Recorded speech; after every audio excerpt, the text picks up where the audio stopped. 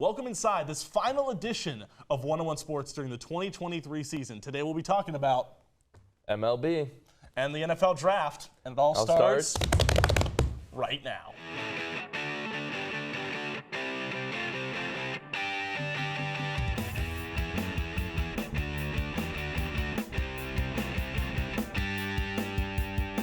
Hello, and welcome back to this edition of 101 Sports, where today we're talking quick hitters. And to begin, let's talk about the craziness that has been the NBA playoffs. For the first time ever, I believe, we have one of each seed in the second round of the NBA playoffs, one of them being the Phoenix Suns, who, Gray, we've talked about it a little bit, but I have faith in Monty Williams and the orange paper. Well, I do not have faith in that's KD's ankles. That's you, okay? The Phoenix Suns, okay. You have to look at this proactively, okay? They played much better defense in Game 2 than in Game 1. Kevin Durant had a little bit of a shooting problem in Game 2, but if he hits some timely shots, the result changes. And again, it's 1st to 4. It's not 1st to 2. You have to think, okay, KD and Devin Booker are going to go off in Phoenix because Phoenix is just a difficult place to play, okay? They have such a great record when KD plays. I think they're 10-2 or 11-2 when they're playing together. So KD has to play. KD has to produce, yeah. Oh. That's like asking, does Nikola Jokic have to produce? No, I'm saying, does KD have to play? Oh, 100% he has to play. Okay, well, there lies the issue. You can get by with a KD, Devin Booker, and DeAndre Ayton trio. You can get by with that. But you have to have a catalyst, and Chris Paul's injury, potentially missing games 3 and 4, that is Do you big. think that hurts or helps them?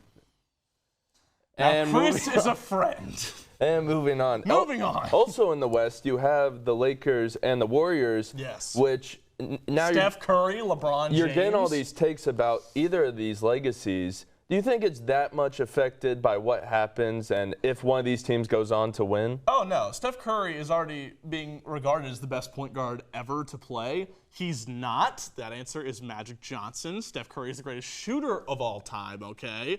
But LeBron James, he's going to be number 2 all time. I don't care what he does. If he wins 5 championships, he'll still be number 2 behind Michael Jordan. And Steph Curry, if he wins 5, then maybe you can put him above Magic Johnson. But right now, I don't see the Warriors or the Lakers winning an NBA championship because the East is just so stacked from seeds, the 4 remaining seeds. Every seed has a chance to win the Eastern Conference. But I don't think, the Lakers or the Warriors have exactly the stamina or the cohesion. I'm looking at you, Draymond Green and Jordan Poole, because what was that shot, Jordan Poole? Let's shoot a 30-footer, okay, when we have Steph Curry and Klay Thompson on our team. Let's do that, okay. That was a fantastic shot. It was not a good shot. Moving on, this past week we had the NFL Draft on the other side of the spectrum, but in the middle of all that, we had some big-time contract extensions. Jalen Hurts became the highest-paid football player of all time, and then not even a week later, Lamar Jackson becomes the highest-paid football player of all time. Do you think these are good contracts, or what do you expect? No? No, they're not good contracts, no. You're giving the highest-paid contracts in NFL history to 2 enigmas, okay? Jalen Hurts had a good season. He had one fantastic, magical ride of a season, okay? But $200+ million for Jalen Hurts after one good year? I don't think so. Lamar Jackson, he hasn't been himself since 2019. He can't win in the playoffs. He was his own agent, okay? He got the bag. He chased the bag, and he got it. But is he worth it? I don't think so. If Mark Andrews is on that team, if he's on that team, bailing him out a lot, I don't really see it. So that much money for Lamar Jackson and Jalen Hurts, I'm not a fan. Not a fan. I tend to disagree just because of my humble opinion. Okay, who's better on the Eagles, their offense or their defense?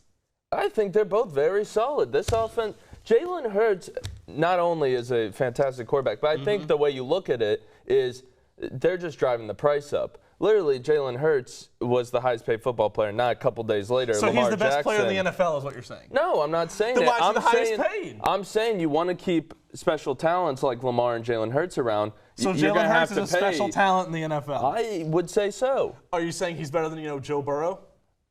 Well, that's coming down the pipeline. Now Joe Burrow, Justin Herbert, players like that are going to get paid who are better quarterbacks than Jalen Hurts. And they're going to get paid more than Jalen Hurts. That defense and that offensive line made him. They made Jalen Hurts. In 5 years, you're going to be looking at Jalen Hurts as a discount.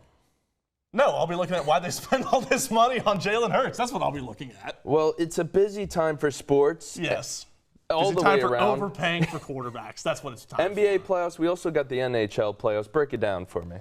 The Boston Bruins, the biggest playoff disappointment in the history of sports. The President's Cup trophy curse. They won the most games, the most points in the history of the National Hockey League, and they didn't even make it out of the first round. We've had teams go undefeated. Well, actually, that being said, Okay, they but never they made lost it to the Super Bowl. This is true. They lost in the first round to the Florida Panthers, You make a who were fantastic 30 point. points behind them. This is a disgrace of a performance by the Boston Bruins. They blew a 3-1 lead. They had Game 5 in the books and they lost it. Lost it in Florida in Game 6 and then Game 7. That just cannot happen. So you would say this is the most disappointing Most team? disappointing postseason performance in the history of sports. And it is not close.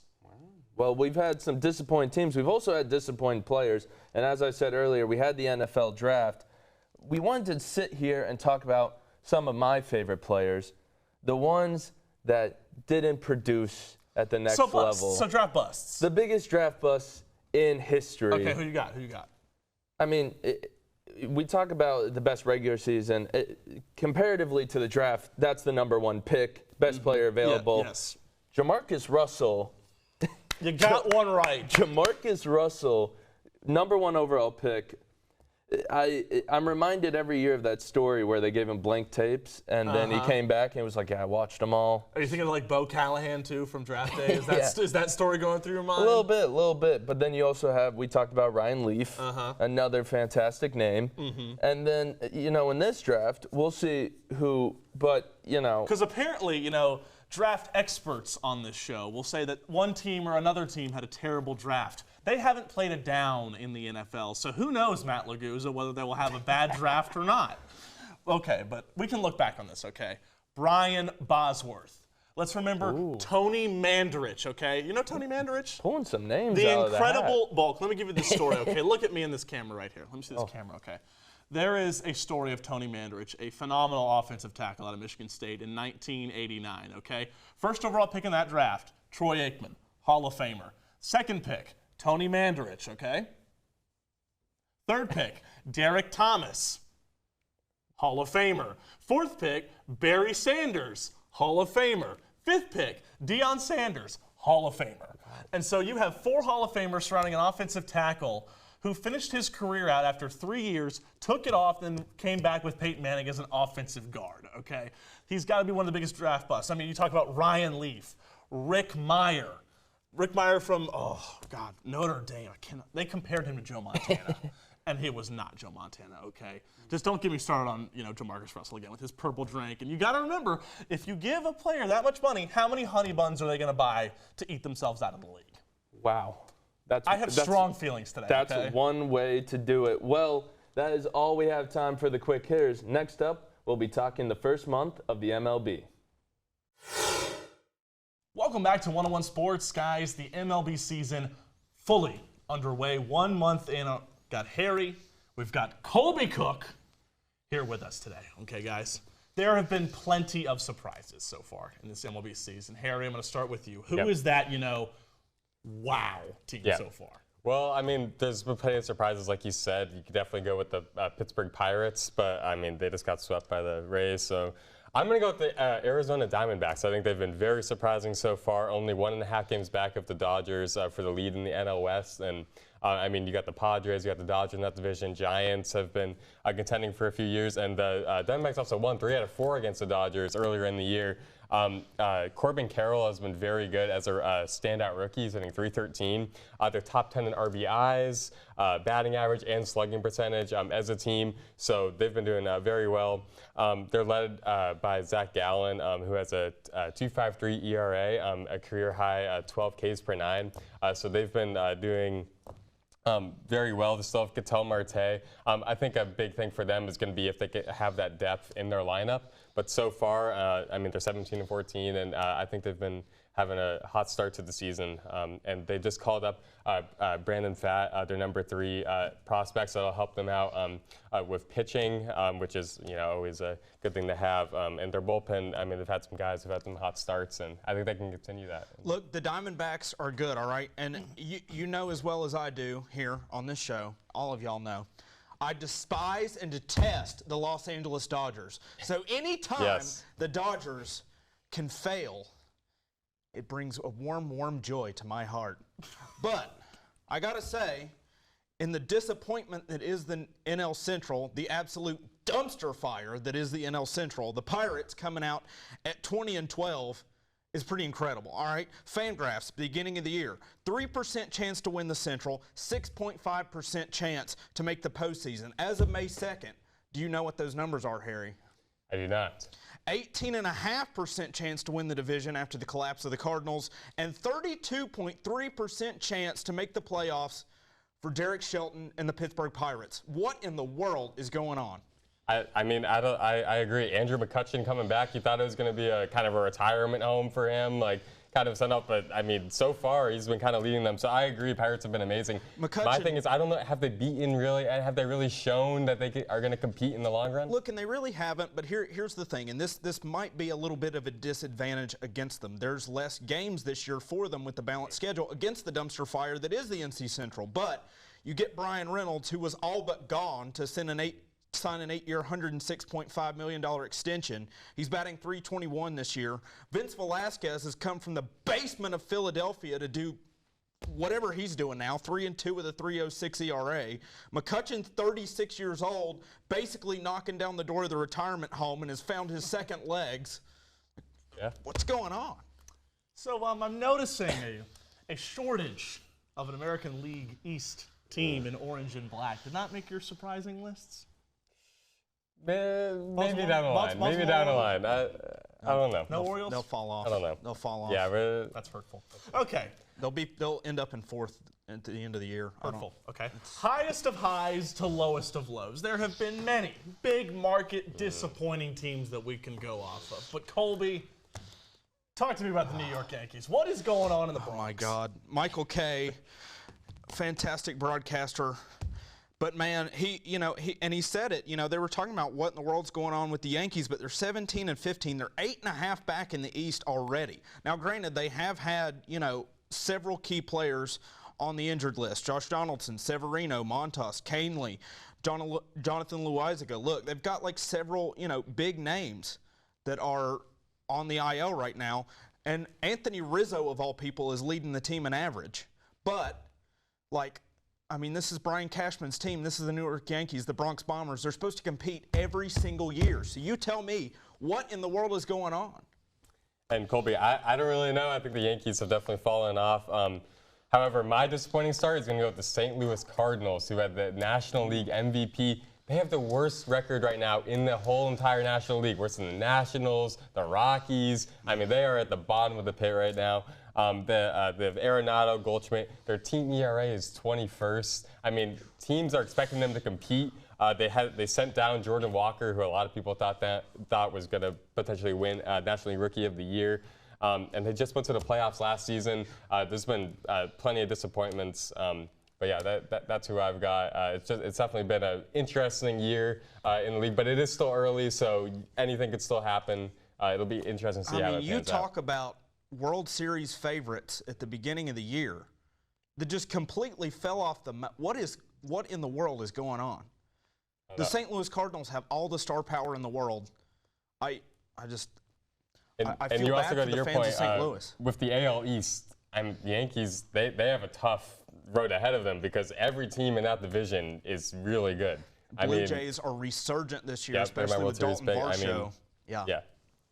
Baltimore Orioles, great team too. They're just fantastic. But okay, breakout players, guys. Brandon Hyde gets punched. That's all I'll say about that. No one has any respect for Brandon Hyde as a manager. You know who they do have respect for? Adley Rutschman.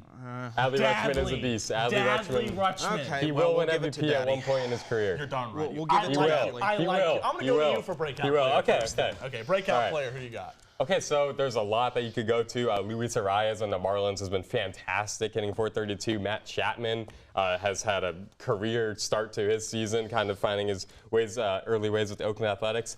I'm going to go with Sonny Gray, who was also with the Athletics early in his career. He has a 4-0 record and 6 starts. He's looking to represent the American League in the All-Star game for the first time since 2015. His first All-Star game since 2019. He hasn't made it since then, but he has been fantastic, has a league-low 7.77 ERA.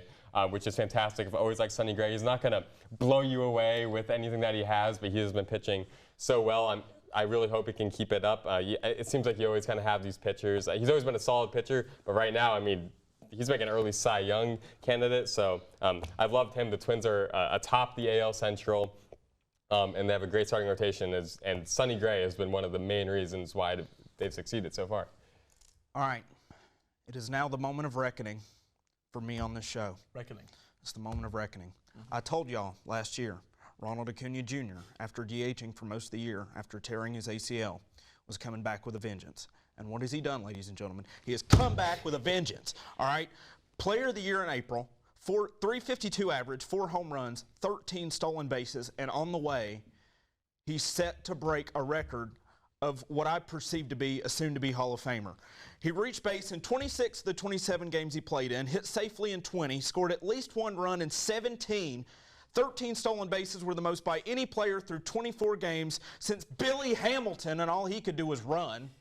Okay, Ronnie's out here hitting big bombs. Fastest player in Major League Baseball history. Yes, you heard me right. Fastest player in Major League Baseball history to 120 stolen bases and 120 homers.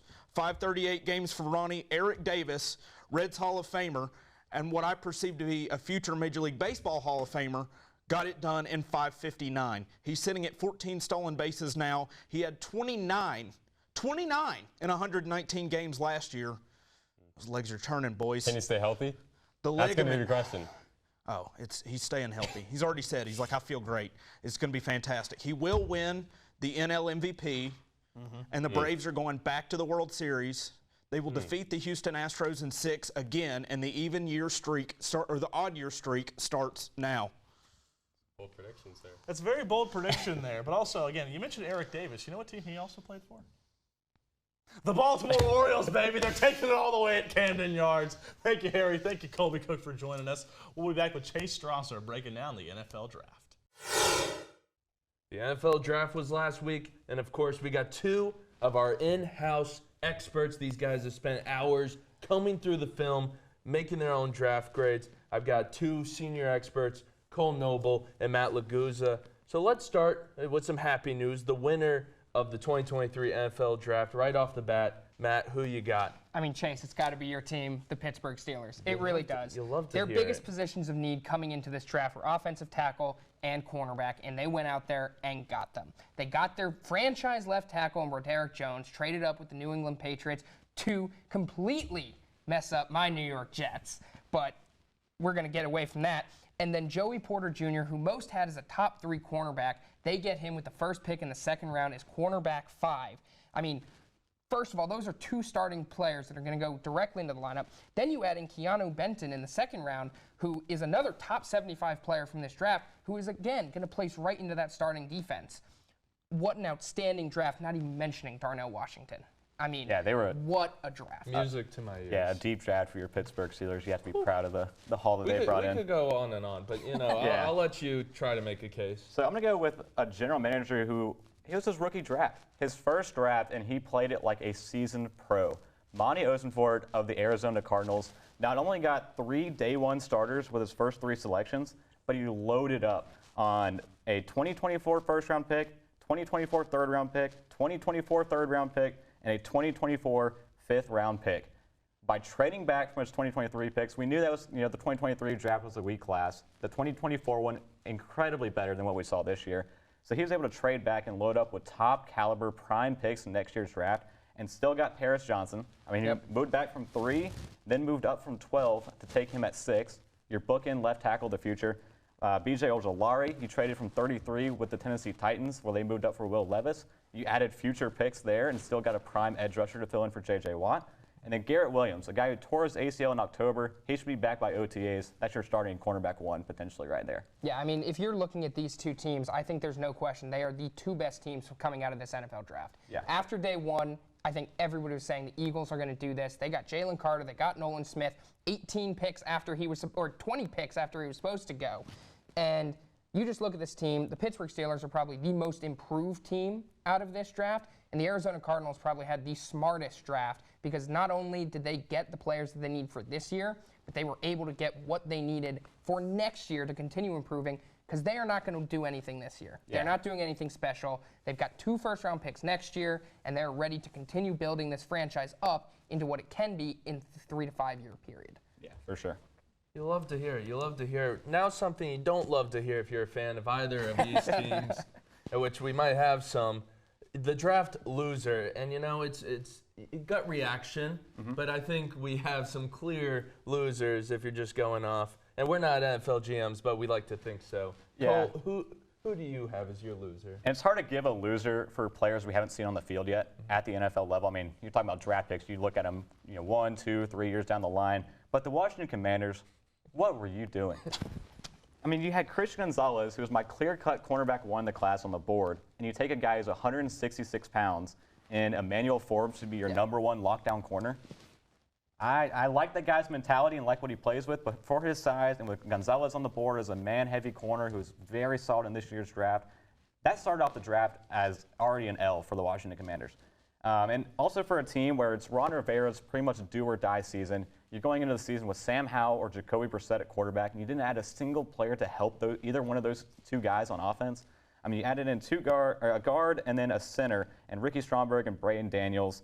I mean, you got a guy who didn't even have more than 4 sacks in 1 season in his career from Clemson. I just don't like the draft that the Washington Commanders had this year. I mean, Emmanuel Forbes is a dog, don't get us wrong. Yeah. He is going to be good, but when you're looking to draft a team in the first round and you have the almost unanimous cornerback 1 on the board, 10 picks after he was supposed to be picked, you take him. It was insane. And now you were talking about how you can't really tell if a team lost a draft until a few years down the line.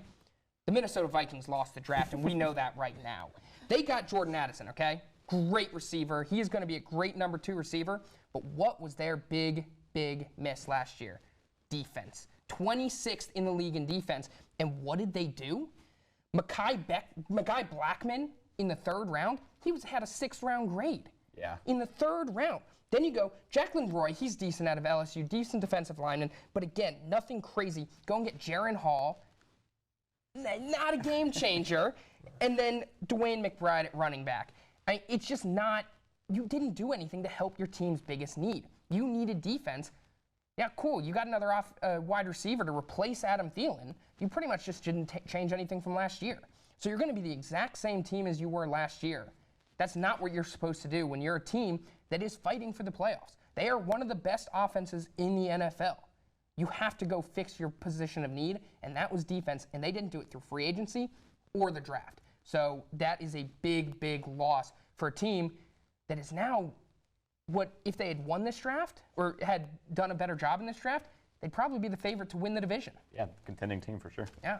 Definitely over the Green Bay Packers, for sure. But, we're talking about drafts as a whole. Now let's get to the specific picks that you guys really loved. Favorite first-round pick, Matt, who you have? I mean, there are a bunch of picks in here that I think teams did a very good job on, and we've touched on some of them. But for me, it's got to be Deontay Banks. The Giants' 2 biggest positions of need were wide receiver and defensive back.